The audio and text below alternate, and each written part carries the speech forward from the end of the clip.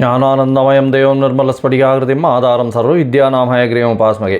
Next gen TV நேயர்களுக்கு astro KS ஐயங்காரின் பணிவான நமஸ்காரங்கள். வார பலன் 9/9/2024 15/9/2024 வரை உண்டான வாரத்திற்கு என்னென்ன பலன்கள் அப்படின்றத பார்க்கலாம். முதல்ல இந்த வாரத்தினுடைய கோல்சாரம் என்ன, இந்த வாரத்தில் வரக்கூடிய அதாவது விசேஷ நாட்கள் என்ன, இந்த வாரத்தில் எந்தெந்த ராசிக்காரர்களுக்கு சந்திராஷ்டமம் அப்படின்னு ஒன்று ஒன்றா பார்க்கலாம். இந்த வாரத்தில் இருக்கக்கூடிய கோல்சாரம் அப்படின்னு பார்த்தோமே ஆனால், ரிஷபராசியில் குரு, மிதுன ராசியில் செவ்வாய், சிம்மத்தில் சூரியனும் புதனும், கன்னியில் சுக்கிரனும் கேதுவும், கும்பத்தில் சனி பகவான் வக்ரகதியில் இருக்கார், ராகு 12ஆம் இடத்துல அதாவது மீனத்தில் ராகு இருக்கார். இந்த வாரத்தில் பார்த்தீங்கன்னா அதிவேகமாக செல்லக்கூடிய கிரகமான சந்திரன் துலா ராசி விசாக நட்சத்திரத்திலிருந்து இந்த வாரத்தை ஆரம்பிக்கிறார். இந்த வாரத்தில் இந்த துலா ராசியிலிருந்து மகர ராசி அவிட்ட நட்சத்திரம் வரலும் போகிறார். மகர ராசியில் இருக்கக்கூடிய அவிட்ட நட்சத்திரம் வரலும் போகிறார். இதன் மூலியமாக துலாம், ரிச்சிகம், தனுசு, மகரம் இந்த 3 ராசிகள் முக்கியமாக போகிறது. துலா ராசி காத்தாலே வந்துடுறார். அவர் காத்தாலே விருச்சிக ராசிக்குள்ளே வந்துடுறார் துலா ராசியிலிருந்து சந்திரன். இந்த வாரத்தில் வரக்கூடிய விசேஷ நாள் அப்படின்னு பார்க்கும்பொழுது சஷ்டி விரதம் இந்த வாரம் ஆரம்பிக்கும் பொழுது 9ஆம் தேதி அன்றைக்கி 9/9/2024 சஷ்டியில் விரதம் இருந்தால் அகப்பையில் வரும் அப்படின்னு சொல்லக்கூடிய விஷயம். முருகனுக்கு சஷ்டியில் விரதம் இருப்பால் எல்லா விதமான தோஷங்களும் செல்லக்கூடியது. குழந்தை பிராப்திக்கு பார்த்து கொண்டிருப்பவர்கள் குழந்தை பிராப்திக்காக இந்த சஷ்டி விரதம் கடைபிடிக்கிறது ரொம்ப விசேஷம். எதிரிகளை வெல்லக்கூடியது இந்த சஷ்டி விரதம். சஷ்டி விரதத்துக்கு விரதம் இருக்கும்பொழுது சஷ்டிக்கு எதிரிகளை வெல்லக்கூடிய உங்களுக்கு ஒரு மனோதைரியமும் நிச்சயமான வெற்றியும் கிடைக்கும். எந்த ஒரு போட்டிகளாக இருந்தாலும் அதில் வெற்றி பெறக்கூடியது இந்த சஷ்டி விரதத்தை இருப்பவர்களுக்கு வெற்றி கிடைக்கும். அதுவும் முருகப்பெருமானை வழிபட்டு செல்பவர்களுக்கு. இந்த வாரத்தில் பார்த்தாலேயானால் ஆவணி மூலம் நட்சத்திரமே ரொம்பவும் விசேஷம். அதுவும் மார்கழி மூலம் அப்படின்னு மூல நட்சத்திரம்னு சொல்லணுன்னாலே பெரிய விசேஷம். அதாவது சரஸ்வதி தேவியின் பிறப்பு, அதை தவிர ஆஞ்சநேயரன் பிறந்த தினம் என்று சொல்லக்கூடியது ஆவணி மூலம் அதாவது மார்கழி மூலம் ரொம்பவும் விசேஷம். மூல நட்சத்திரம்னு எடுக்கும்பொழுது ஆவணி மூலத்தில் பார்த்தாலேயானால் சிவபெருமான் திருவிளையாடல் செய்த நிறைய விஷயங்கள் இந்த ஆவணி மூலத்தில் இருக்குது. அதனால் ரொம்ப விசேஷம் பெற்றது. மதுரை மீனாட்சி சுந்தரர் கோவிலில் ரொம்ப விசேஷம் 10 நாள் கொண்டாடக்கூடிய விசேஷமாக இருக்கும்.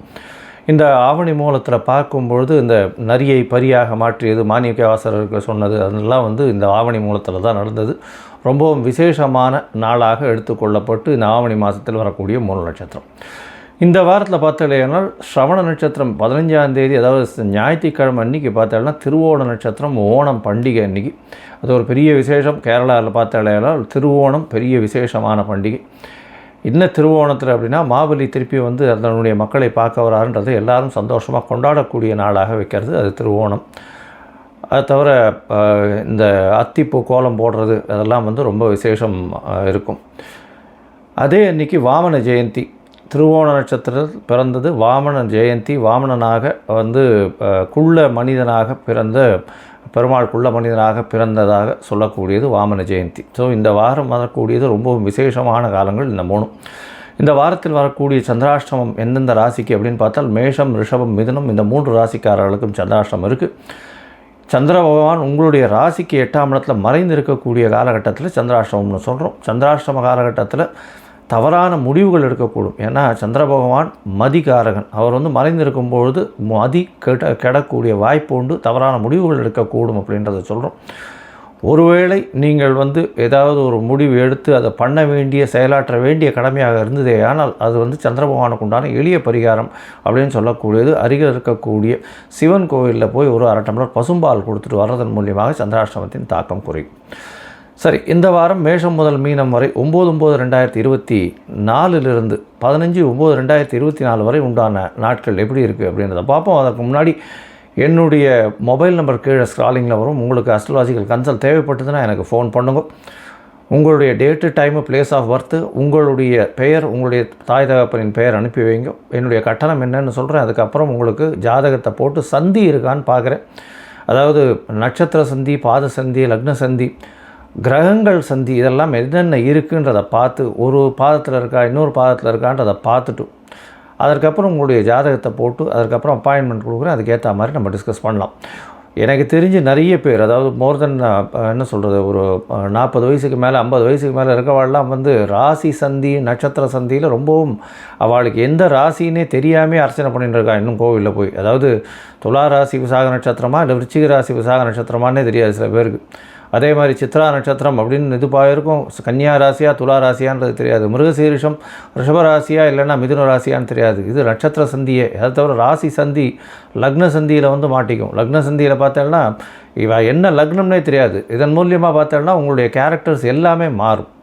அதனால் வந்து இப்போ இந்த சந்தி இருக்கான்றதை முதல்ல ஐடென்டிஃபை பண்ணி அந்த சந்தி இருந்ததேனால் அதற்கு பிறகு உங்களுடைய ஜாதகத்தை போட்டு அதற்கு ஒரு ராசிக்கும் பார்த்தேன்னா ஒரு லக்னத்திற்கும் ஒரு சுபர் அசுபர்ன்றது வந்து லக்ன சுபர் லக்ன அசுபர்கள் தனித்தனியாக இருக்கா. அதனால் வந்து இப்போ துலா லக்னத்திற்கு உண்டான சுபர் வந்து விருச்சிக லக்னத்திற்கு இருக்க போகிறதில்ல.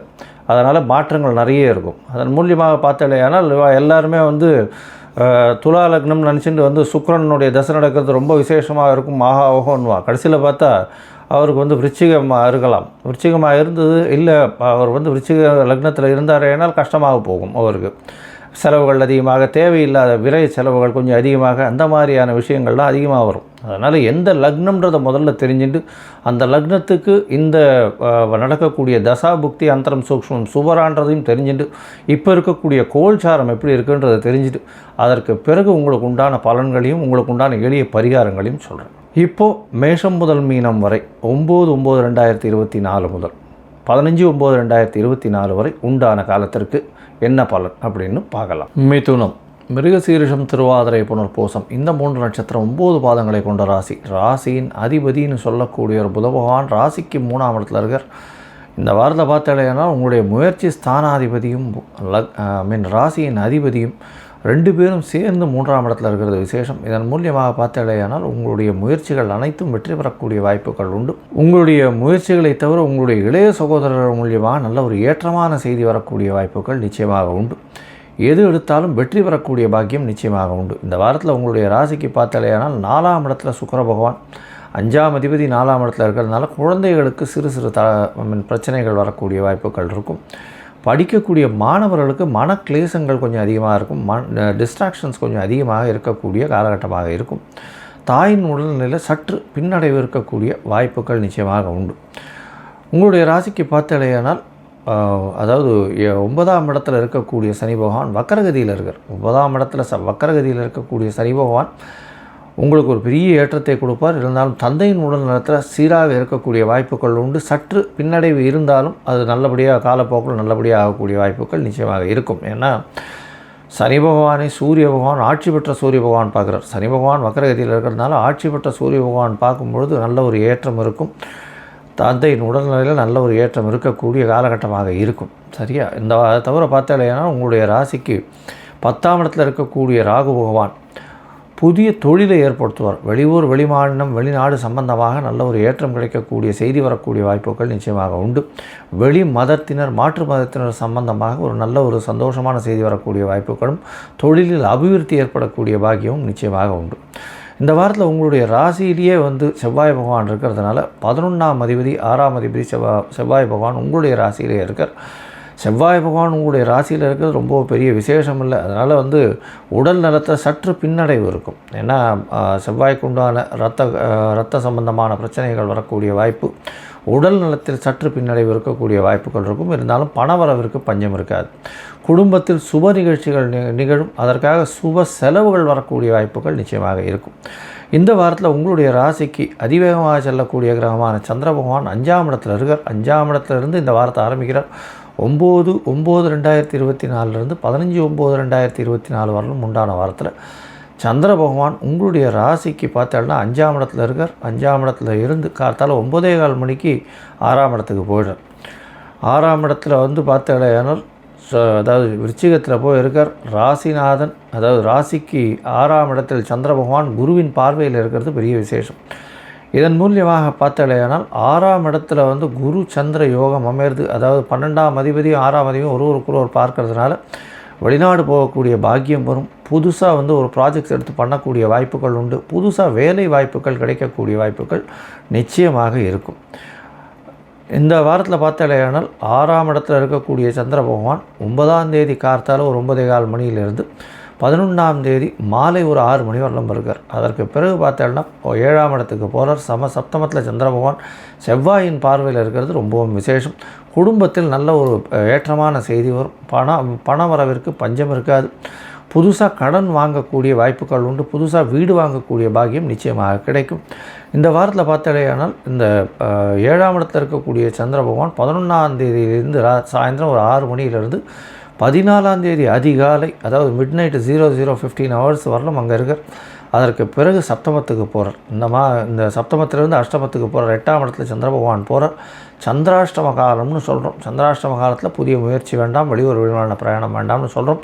சந்திராஷ்டம காலமாக இருந்தாலும் சந்திர பகவான் தன்னுடைய ராசியை பார்க்கறதுனால 2ஆம் இடம் பார்த்து அது ஒரு பெரிய ஏற்றத்தை கொடுக்கக்கூடிய சுபத்துவமாக அமையிறது. ஏன்னா வளர்பிறையில் இருக்கக்கூடிய காலகட்டமாக இருக்கிறதுனால சுபத்துவமாக அமையிறது. அதனால் உங்களுடைய உடல்நிலை நல்ல ஒரு ஏற்றத்தில் இருக்கும். குடும்பத்தில் நல்ல ஒரு சந்தோஷமான விஷயங்கள் நடக்கக்கூடிய வாய்ப்புகள் மிகவும் உண்டு. பேச்சில் நளினம் இருக்கக்கூடிய காலகட்டமாக அமையப்போகிறது. இந்த வாரத்தில் மொத்தத்தில் பார்த்தாலேயானால் நல்ல ஒரு ஏற்றமான வாரம். புதிய வேலை தொழில் அமையக்கூடிய பாக்கியம் உண்டு. எதிர்பாலினத்தவர் மூலியமாக நல்ல ஒரு ஏற்றம் இருக்கும். படிக்கக்கூடிய மாணவர்கள் கொஞ்சம் கவனமாக இருக்கிறது ரொம்பவும் நல்லது. மொத்தத்தில் இந்த வாரம் நல்ல ஒரு ஏற்றமான வாரம். இந்த வாரத்தில் நீங்கள் அருகில் இருக்கக்கூடிய பெருமாள் கோவிலுக்கு போங்க. அதுவும் இந்த வாரம் ஸ்ரவண நட்சத்திரம் திருவோணம் வருது 15ஆம் தேதி அன்றைக்கி பெருமாள் கோவிலுக்கு போயிட்டு ஒரு துளசி மாலை வாங்கி போட்டுட்டு வர்றதன் மூலியமாக உங்களுக்கு வரக்கூடிய எந்த ஒரு பிரச்சனையாக இருந்தாலும் அது மாறி நல்ல ஒரு ஏற்றமான காலமாக இருக்கக்கூடும் அப்படின்றத சொல்கிறேன். லோகா சமஸ்தா சுகினோ பவந்து. நன்றி, நமஸ்காரம்.